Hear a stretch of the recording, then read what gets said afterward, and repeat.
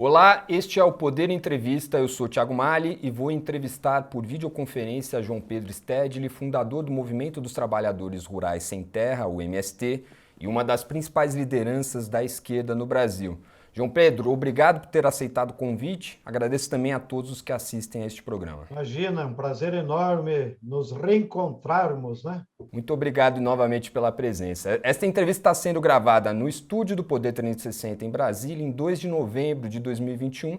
Para ficar sempre bem informado, inscreva-se no canal do Poder 360, ative as notificações e não perca nenhuma informação relevante. João Pedro, havia sido convocada manifestação contra o presidente Bolsonaro agora para o dia 15 de novembro. Agora a esquerda parece estar se organizando para que esse protesto se dê em 20 de novembro, dia da consciência negra. O que faz com que a gente não tenha uma união de diferentes forças no dia 15, como era a ideia inicial da esquerda, João? Ao longo dos últimos meses desse ano, nós conseguimos construir a campanha nacional Fora Bolsonaro com a participação de mais de 400 movimentos e entidades. E mantivemos a unidade em torno de Fora Bolsonaro, em torno das pautas para salvar vidas e melhorar as condições de vida do nosso povo.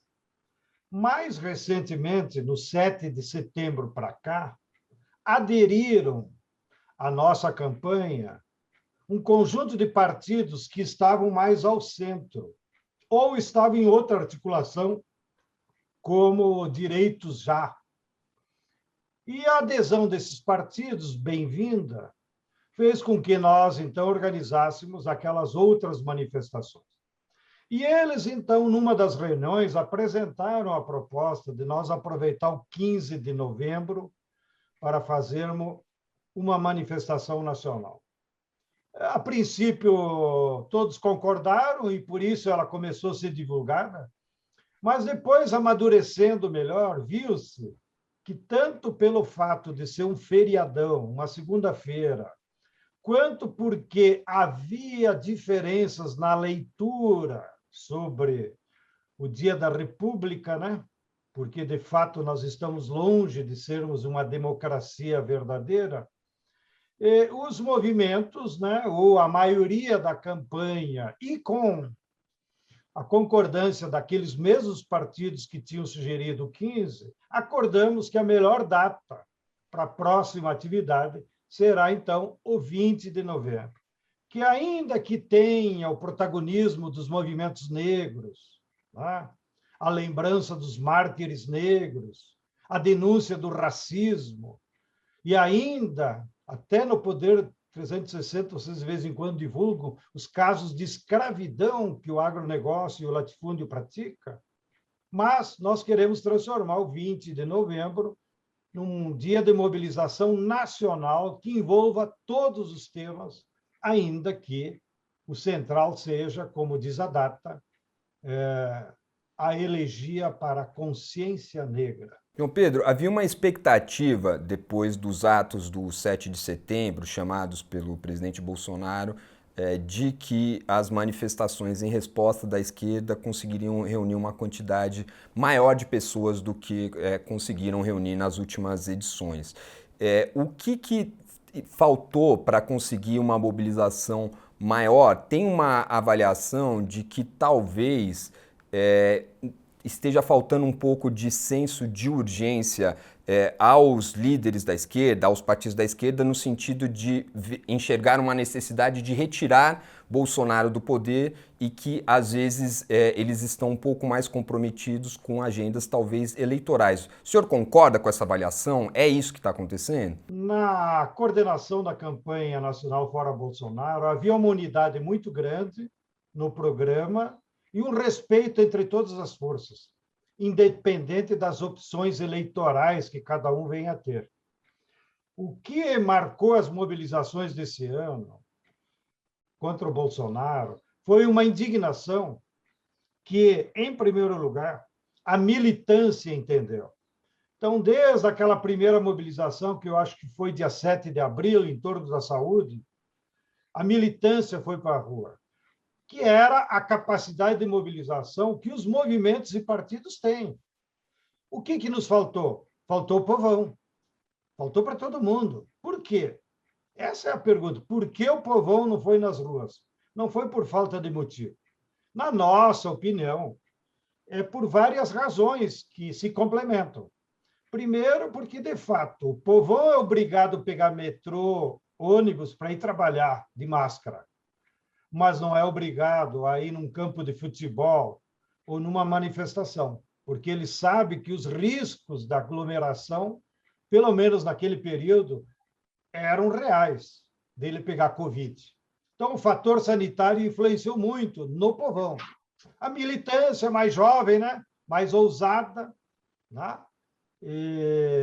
Ousava mais ir para as ruas. Segundo fator, que nós até, digo como autocrítica, talvez não tenhamos considerado com a profundidade que tem, a crise econômica e social é gravíssima.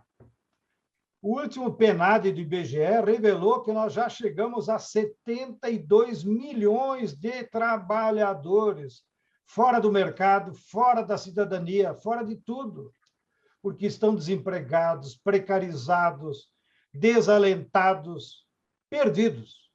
E esse povão que está sofrendo na carne o desemprego, a inflação, todas as mazelas da crise, ele não se sentiu motivado a se mobilizar. Terceiro fator, e digo como autocrítica, porque sou amigo de muitos deles.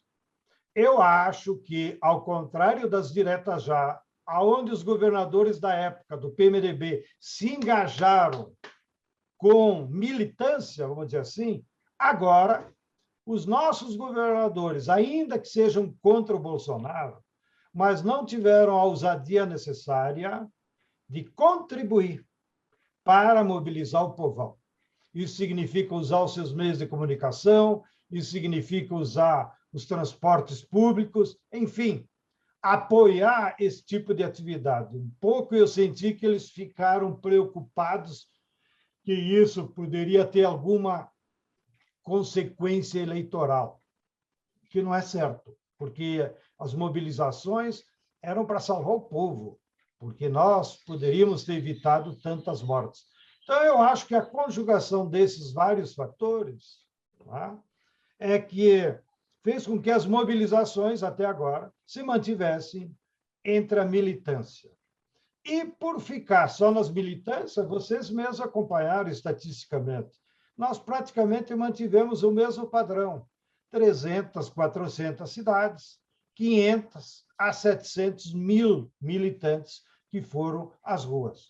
Porém, atenção, para os que nos acompanham achar que eu estou muito crítico, é fundamental que essa militância tenha ido às ruas e se mobilizado, porque esse militante é formador de opinião. Ele é um líder lá no seu trabalho, na sua escola, no seu espaço. Então, ele reproduz, né, a luta política que ele participa lá na rua. João Pedro, não tem também uma mensagem que às vezes soa com um pouco de ruído entre os líderes políticos hoje que estão neste campo da oposição? Por exemplo, às vezes você vê mesmo o Ciro e o Lula, de alguma maneira, trocando críticas entre si, outros líderes também do campo do centro parecem não concordar muito. O que está faltando para essa união ser um pouco mais evidente entre as diferentes forças do campo de oposição a esse governo, João? Nas mobilizações, essas diferenças que faz parte da realidade não tiveram nenhuma influência. Eu acho que nós temos já uma militância e uma esquerda madura para entender, mesmo quando há pequenas rusgas de líderes que um critica o outro, faz parte do jogo eleitoral. Teve em algumas manifestações uma resistência, né? Até ao próprio Ciro, em algumas das manifestações, o pessoal também do MBL, que estava começando a organizar algumas coisas, enfim, foi vaiado e depois vaiou também, enfim, a gente vê algumas rusgas mesmo acontecendo. Sim, mas isso faz parte do jogo, que haja jovens mais impetuosos, às vezes sectários, que não compreendem essa unidade, isso é normal. Mas isso não é o centro da mobilização, nem é isso que permeou a coordenação nacional da campanha Fora Bolsonaro. O que nos faltou mesmo foi o povão. Eu acho que havia uma consciência da unidade. Agora a unidade é salvar vidas, defender a vacina, lutar para afastar o presidente, né? E lá em 2002 nós vamos colocar para a sociedade decidir as nossas diferenças, seja pela terceira via com Dória, Leite e outros, seja com a candidatura Ciro, agora com o tal do Pacheco, e com o Lula. Ainda que nós sabemos, a ampla maioria da esquerda e da militância já está optando pelo Lula. Então, também aí não há tanta divergência nesse processo. Você acha que agora há mais condições de conseguir uma participação maior do povão, como você diz, João Pedro? Eu ainda estou cético em relação ao povão, porque a crise social tende a se agravar. Então, eu acho que, mais do que mobilização do Fora Bolsonaro, porque nós estamos com o calendário contra nós, né? Logo aí, depois do dia 20, vem o final do ano, provavelmente vão ser as primeiras festas familiares que a gente pode ter participação presencial. Aí depois vem carnaval, tal, e a vida real só vai retomar em março. Então, nós tínhamos consciência de que, por um lado, se o povão não fosse às ruas, a classe trabalhadora não teria força de, sozinha, derrubar o Bolsonaro, ainda que era necessário. Então, nós tivemos, durante todo esse ano, à mercê da força da burguesia. Se a burguesia quisesse trocar o Bolsonaro, ela tem a força, porque foi ela que o elegeu. Bolsonaro não tem força própria. O Bolsonaro é o espelho da crise burguesa. O ideal para eles teria sido eleger o Alckmin, mas eles não puderam. Então, eles tiveram que optar, tristemente, por esse capetão insano, que todo mundo sabia quem era, da sua natureza neofascista, para impedir que o Fernando Haddad ganhasse as eleições. Então, a burguesia foi que o elegeu. Lembra-se que 15 governadores, que agora estão na oposição, fizeram campanha cotidiana, inclusive no meu estado. O Leite, que agora aparece como oposição, fez campanha permanente pelo Bolsonaro e contra o Haddad. O Dória, em São Paulo, a mesma coisa, e assim outros candidatos a governador que apoiaram ele e agora se afastaram. A burguesia tem a força da máquina mediática, com a Globo, tem a força dos prefeitos. Então, quando um partido decide que vai apoiar o Bolsonaro, não é só uma retórica, ele bota em movimento toda a máquina do partido, que é representada pelos prefeitos, pelos vereadores, por esse poder político que está submerso. Então, essa mesma burguesia poderia ter afastado o Bolsonaro. Mas o que aconteceu? Eles se comportaram de uma forma dividida. Aí sim, Tiago, eles estavam divididos. Não? Eles estavam divididos em 3 correntes. Uma corrente minoritária, é difícil fazer estatística, acho eu, uns 20%, segue apoiando o Bolsonaro cegamente. Não? Como o velho da van, o Banco Pactual, que tem os seus objetivos de tirar proveito das tetas do Estado. Mas há um setor majoritário da burguesia, quiçá 60%, representado pelo Itaú, pela parte da Fiesp, parte do agronegócio da BAG, que é contra o Bolsonaro. Porém, eles não conseguiram, nesse meio tempo, se dar conta da urgência deles se decidirem por qual seria o candidato deles. E, ao não ter um candidato da terceira via, eles não colocaram energias para tirar o Bolsonaro. Então, eles perderam as energias políticas deles em tentar construir unidade desse setor em torno da terceira via, que, como é público, até agora não chegaram a uma unidade. E há um outro pequeno setor da burguesia, mas que eu considero relevante, que às vezes é expressado pelo Delfim Neto, nos seus artigos, que acha que o melhor para a burguesia é apoiar logo o Lula, para ele ganhar no primeiro turno. Claro que isso não é por oportunismo ou por adesismo. É porque, na sabedoria do Delfim Neto, se a burguesia apoiar logo Lula e ele ganhasse no primeiro turno, ela, como classe, teria melhores condições de dialogar com o Lula para que o Lula diminua o seu programa de reformas estruturais. Então, essa é a minha avaliação. Como a burguesia esteve dividida, ela teve que deixar em segundo plano o fora Bolsonaro. Mas atenção, Tiago, a terceira via só se viabilizará eleitoralmente, com possibilidade de ir ao segundo turno, se eles afastarem o Bolsonaro da disputa. Então, pode ser que a carta do Temer seja já um sinal de um acordão entre a burguesia, aí não entra partido, aí é poder de classe, que estão construindo com o Bolsonaro. Olha, meu filho, você já cumpriu o teu papel, teus filhos correm o risco de ir para a cadeia, então vamos fazer um acordo aqui. Você fica até dezembro do ano que vem, mas não vai mais ser candidato. E, por alguma forma, de acordo, interditam a possibilidade dele se recandidatar. Bom, isso seria o melhor dos mundos para a burguesia.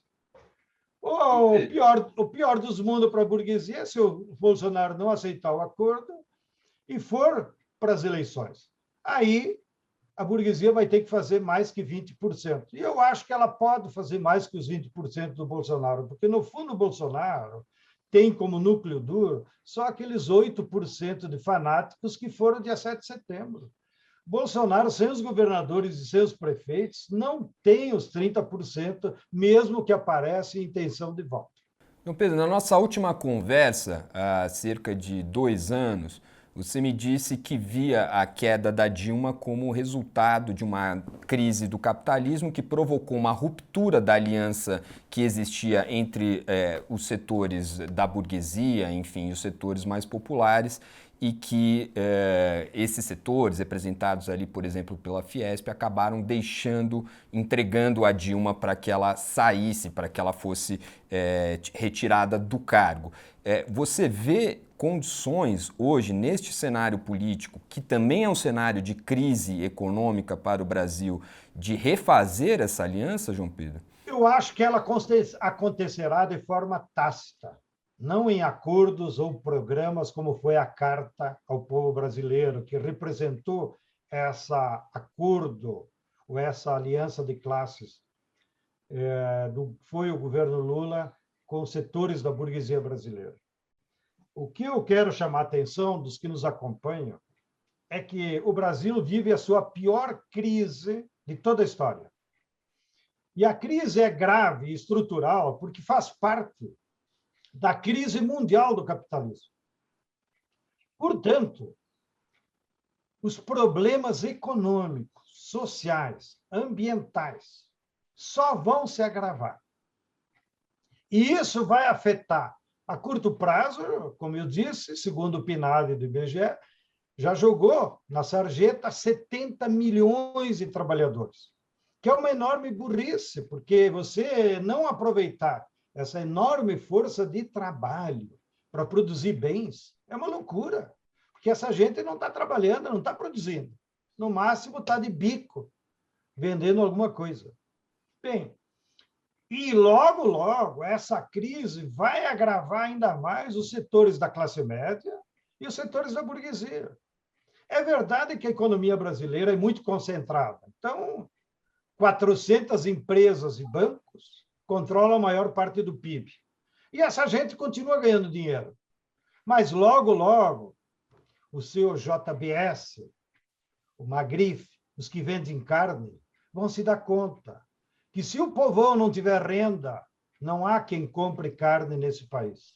O setor de laticínio vai se dar conta. Se o povão não comprar leite, iogurte, queijo, não há como funcionar essa economia. Não? Então, à medida que a crise avança, ela vai avançando as consequências para toda a sociedade. Daí que espero que o governo Lula ganhe as eleições, o presidente Lula ganhe as eleições. Para tirar o Brasil dessa crise, não vai ser um ano nem dois, vai ser um longo processo de transição. E eu acho que, então, agora, esse programa de transição vai ter que afetar certos privilégios, vai ter que afetar os bancos, que hoje ficam com 400 bilhões de pagamento dos juros lá pelo Tesouro. E, portanto, vai ter que ter um acordo, só que em outras margens, porque agora o Lula só vai ganhar as eleições no bojo de uma ampla campanha de massas. E, portanto, quando ele ganhar as eleições, ele vai ter moral para chamar os setores produtivos da burguesia, não o banco pactual que só vive de especulação. Chamar os setores da burguesia produtivos e dizer: pessoal, esse Brasil aqui tem jeito, mas vocês vão ter que contribuir.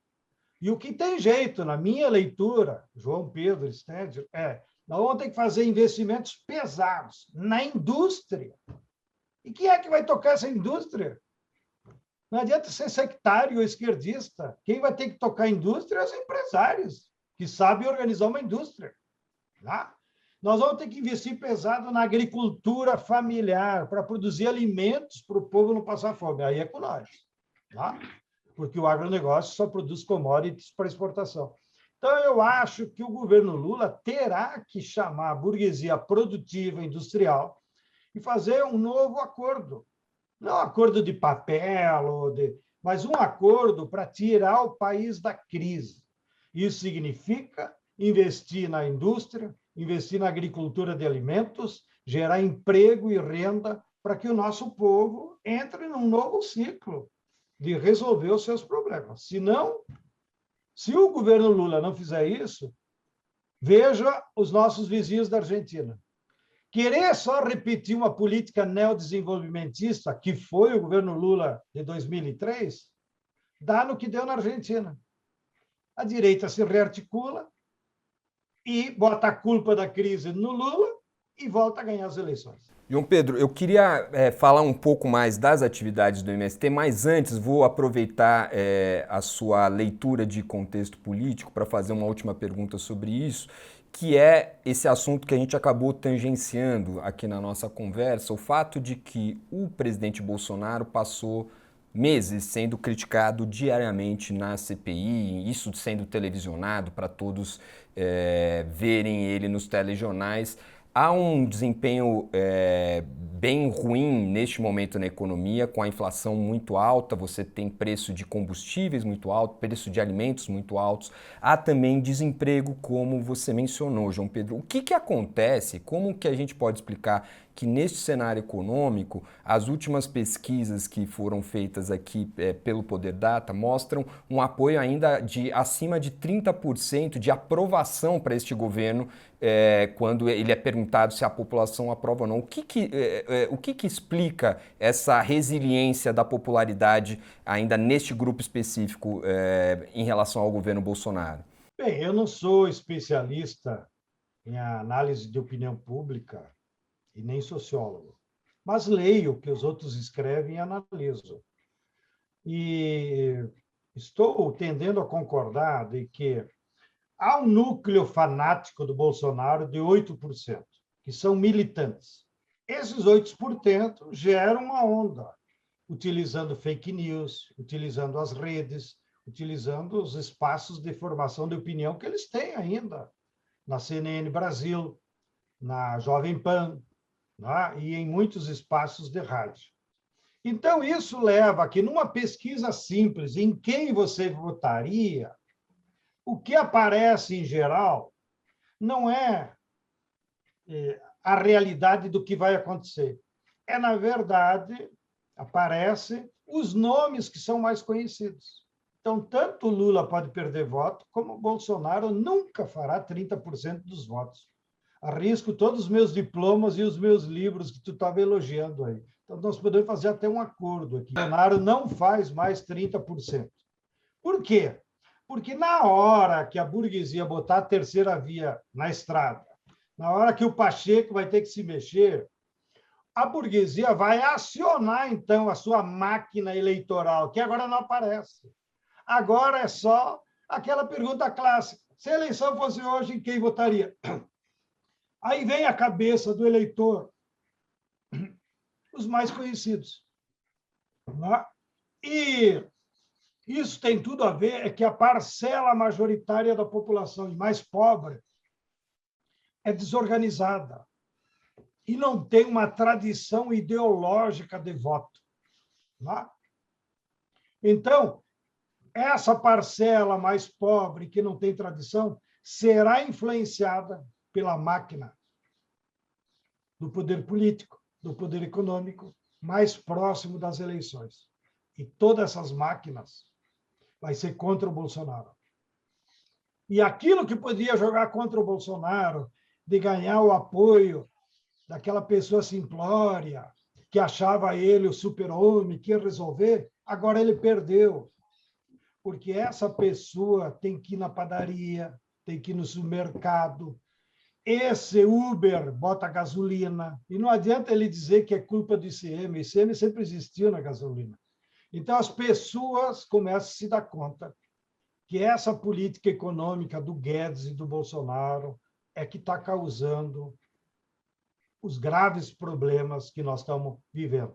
Então, eu sou otimista e acho que o Bolsonaro, primeiro, não vai concorrer ano que vem, e, se for, será fragorosamente derrotado. Da última vez que conversamos, também aqui em 2019, você disse que havia um tempo histórico de recuo em relação às ocupações de terra do MST, que vocês estavam esperando mudar a correlação de forças. O MST retomou as ocupações de terra recentemente. O que mudou na correlação de forças agora? Por que voltar agora? Primeiro, é importante, eu te agradeço a pergunta, que todos os nossos acompanhantes entendam. Quem decide fazer uma ocupação não é o MST. São as necessidades objetivas de um determinado local. Essas necessidades são determinadas. Se há num local um grande contingente de famílias sem terra, desesperadas, e, de outro lado, áreas de latifúndio improdutivo ou áreas abandonadas que ficam claramente à mercê da opinião pública dizer: minha Nossa Senhora, como é que tem tanta gente passando fome e essas terras sem produzir? É isso que determina se haverá ou não ocupação em determinado local. O que o MST faz nessas circunstâncias é tentar organizar essa decisão, mas quem vai tomar a decisão é as famílias que estão vivendo. Ou seja, ninguém vai para uma ocupação, Tiago, porque o MST convenceu. Ninguém é maluco, todo mundo tem juízo. O cara não vai arriscar sua família, seus filhos, ficar alguns meses debaixo da lona porque algum líder convenceu ele. Mas por que as famílias mudaram agora de opinião, João Pedro? Não houve. Você vê que estou tentando ser realista. O que houve foi 2, 3 ocupações. Isso não é uma onda de novas ocupações. Foi 2, 3 ocupações determinadas por circunstâncias muito difíceis, que elas não tiveram outra saída senão entrar naquelas terras. O que eu acho que durante o ano que vem, essas condições que eu relatei vão aflorar com muita mais massividade. Ou seja, como não vai haver resposta para o emprego, não vai haver resposta para a inflação, não vai haver resposta para a fome, nós teremos milhões de famílias que vão tomar essa decisão. E eu acho, inclusive, que a primeira etapa dessa nova onda de luta de massas nem será pela ocupação de terra rural, vai ser pela ocupação para a moradia nas periferias das cidades. É isso que nós estamos sentindo quando nós vamos lá entregar o alimento, como solidariedade, para que elas não passem tanta fome.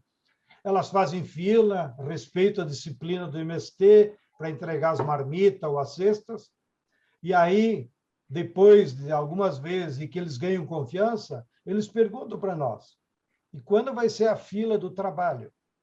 E quando vai ser a fila do emprego? E quando vai ser a fila da minha casa?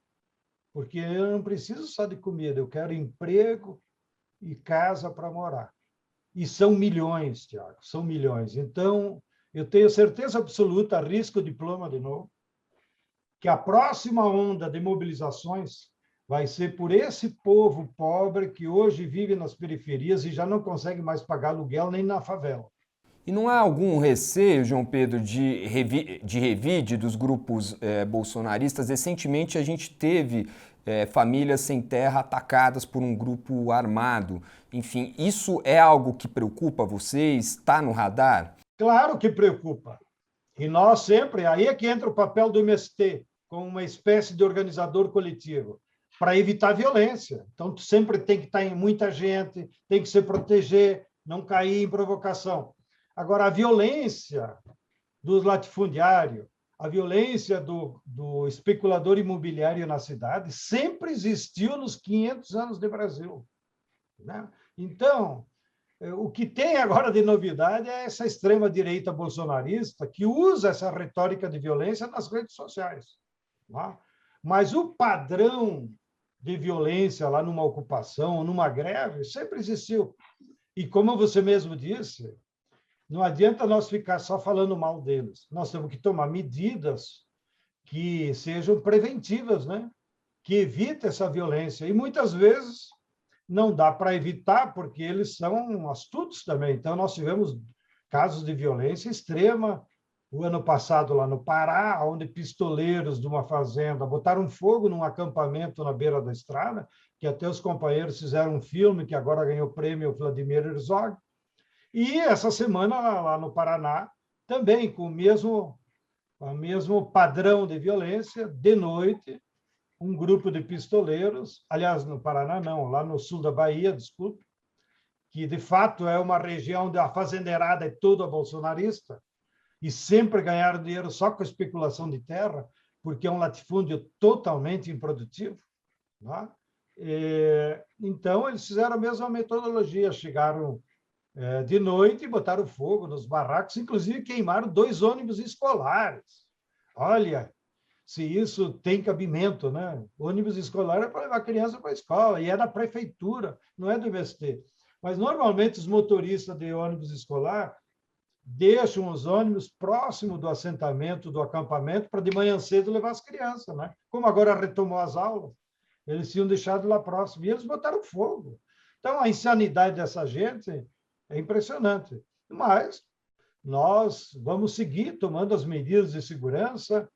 Aonde for possível, nós vamos notificar as forças públicas, porque a segurança para a população, quem tem que dar é o Estado, né? Através da polícia militar, através das forças da ordem.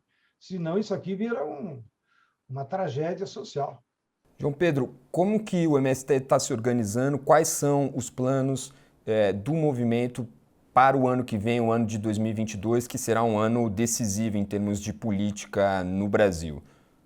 O MST, eu acho que ele amadureceu muito do ponto de vista da leitura da conjuntura, da correlação de forças, né? E há uma leitura para o ano que vem que é unitária dentro do movimento e que nós estamos aprofundando o debate com a nossa militância, que é também resultante do próprio amadurecimento de todos os movimentos populares que estivemos envolvidos na campanha Fora Bolsonaro.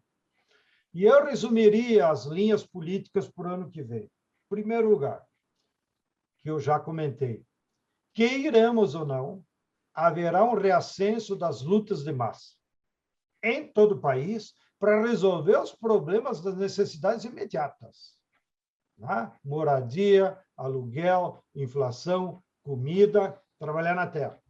Isso vai acontecer em todo o país. Eu li, não sei se foi na Folha ou no Poder 360, que até o Temer, que não é nenhuma flor que se cheire, andou alertando a burguesia que, se não houver mudanças reais, né, nós poderíamos ter uma retomada das lutas de massa em todo o país por essa massa de excluídos que nós temos, que são milhões. Segunda linha política, nós temos que transformar a campanha para o Lula não só em retórica, né? Ou achar que o Lula vai ganhar as eleições pela publicidade ou pela campanha partidária. Nós temos que transformar a campanha do Lula numa campanha de massas, numa campanha que debate ideias. E, portanto, quem tem que fazer isso é a militância, organizar comitês populares em todo o Brasil. A eleição do Lula não é mais um tema do PT ou da esquerda. A eleição do Lula é uma necessidade para nós mudarmos o Brasil. Senão vão ser mais 4 anos de caos. O movimento entrará forte na campanha do Lula, João? Com todas as nossas forças. E vamos rezar para todos os santos, acender vela para os orixás, tudo que tu pode imaginar. Nós vamos colocar para poder fazer com que o povo se engaje. Não é o problema do MST. O MST vai utilizar a sua experiência para ajudar a organizar o povo para eleger o Lula. Terceira linha política. Nós temos que, para e passo com a campanha para o Lula, nós temos que discutir um novo projeto para o país, que era aquilo que conversamos antes. Discutir com a população. Olha a gravidade da crise. Essa crise é estrutural. Essa crise, a bem de verdade, nem o Bolsonaro tem consciência dela. O Bolsonaro é só consequência da crise, mas a crise é estrutural. E, por isso, precisa mudanças estruturais na sociedade brasileira. Precisa controlar o capital financeiro, precisa investir em indústria, precisa investir na agricultura de alimentos. Essas ideias nós temos que discutir com o povão. Porque só o povão aprendendo pode defendê-las numa eventual vitória do Lula. Porque o programa do Lula não depende dele, nem do PT, nem do Congresso. O programa que o Lula vai aplicar com a sua vitória vai depender da capacidade da sociedade brasileira se mobilizar em torno das reformas necessárias. E aí, como eu te expliquei antes, inclua, inclusive, setores da burguesia produtivos que vão ter que se engajar nessas reformas. E a quarta linha política do MST, que nós vamos fazer durante todo o ano um ajuste no nosso programa agrário. Nós já fizemos o nosso congresso já há uns 5 anos, mas o tempo foi passando e nós precisamos adequar a nossa plataforma política para a agricultura brasileira, que extrapola o MST. E queremos, então, com isso, envolver os outros setores que atuam na agricultura brasileira, como a CONTAG, a CONTRAF, os quilombolas, os povos indígenas, o sindicalismo em geral, outros movimentos, para nós ir discutindo ao longo do ano que mudanças nós precisamos. Por exemplo, a função social prioritária da agricultura em qualquer sociedade é produzir alimentos saudáveis. Pois bem, o que é preciso fazer aqui no Brasil para nós termos alimentos saudáveis, em abundância, a preço justo para todo o povo brasileiro? Isso exige medidas, exige práticas, políticas econômicas e agrícolas. Então, nós queremos discutir isso com a militância, digamos, que está engajada no meio rural e na agricultura. Então, como você vê, Tiago, nós vamos ter muito trabalho no ano que vem, mas eu estou animado. Eu acho que o pior já passou nesse quadrante de crise, que começou lá com o golpe ilegal, ilegítimo, insano contra a Dilma, depois aqueles 2 anos do Temer, que foi um governo que nem se pode comentar, e agora esses 4 anos de um governo que levou ao cemitério 605 mil brasileiros. Então, eu acho que o pior já passou. Agora nós vamos dar a volta na história e ingressar num novo rumo que eu sou otimista. Nós teremos mudanças e mudanças para melhorar as condições de vida do nosso povo. João, a gente vai chegando aqui ao final da nossa entrevista. Tem mais alguma coisa a respeito do cenário político que a gente não tenha comentado aqui que você acha que seria importante mencionar? Não, eu acho que as perguntas foram muito sábias E, como você pode imaginar, já tenho muitos anos de estrada respondendo entrevistas, e eu aprendi que o melhor da entrevista são quem pergunta, né? Se a pergunta é mal feita, não tem como tu inventar uma resposta, né? Então, eu gostei dos temas que você levantou, que contribuíram para que eu expusesse o que nós estamos discutindo, seja nos movimentos populares, seja no MST, e eu acho que nós vamos entrar, de fato, num novo rumo, inclusive na área da agricultura, porque esse modelo do agronegócio aí, que é cantado em verso e prosa, todas as noites pela Globo, Agripop, Agritech, Agro e Progresso, isso é coisa do passado. O modelo do capital do agronegócio é insustentável em qualquer sociedade. Ele é insustentável do ponto de vista ambiental, porque não adianta dizer que eles não derrubam mais árvore, mas eles usam agrotóxico. E o agrotóxico tem o mesmo objetivo do que a queimada, porque ele mata a biodiversidade, contamina as águas e contamina os produtos. Contamina até as chuvas, pelo glifosato secante que eles usam antes de colher a soja. O agronegócio ele é insustentável socialmente, porque ele só gera desemprego e pobreza. Vá lá, convença o teu chefe a você ir lá em Sinop, maior produtor mundial de soja. Vá lá visitar as periferias para ver como o povo brasileiro de Sinop, olhe antes os índices do IDH de Sinop, é um dos piores do Brasil, e, no entanto, é o maior produtor mundial de soja. Olha a contradição. E o agronegócio, ele não se destina ao mercado nacional, ele só produz commodities para o exterior. E pior, nem ICM paga. Então, nem sequer as prefeituras eles contribuem para que tenhamos melhorias na saúde, na educação, nas estradas. Então, a crise que nós estamos vivendo evidenciou, e espero que a burguesia tenha juízo para entender, esse modelo do agronegócio não tem futuro. Mas, no lugar dele, nós temos que pensar um outro programa, que produz alimentos de forma sustentável. Nós temos que ter um programa de replantio massivo de árvores em todo o Brasil. Nós temos que ter um programa de proteção às águas, de proteção à Amazônia. Enfim, os temas que antes o MST resumia a ocupar terra, agora extrapolaram para temas que interessam a toda a sociedade brasileira. Por isso que, apesar da crise, nós, nas pequenas ações de produzir alimentos e praticar solidariedade, granjeamos, né, como diz na minha terra, um amplo apoio de toda a sociedade. Nós nunca tivemos tanto apoio para o MST como agora. Logo, durante um governo que nos promete destruir, massacrar, etc. e tal. Por isso, te agradeço pela oportunidade, Tiago. Bom trabalho para vocês. Sigam informando o povo brasileiro com a verdade.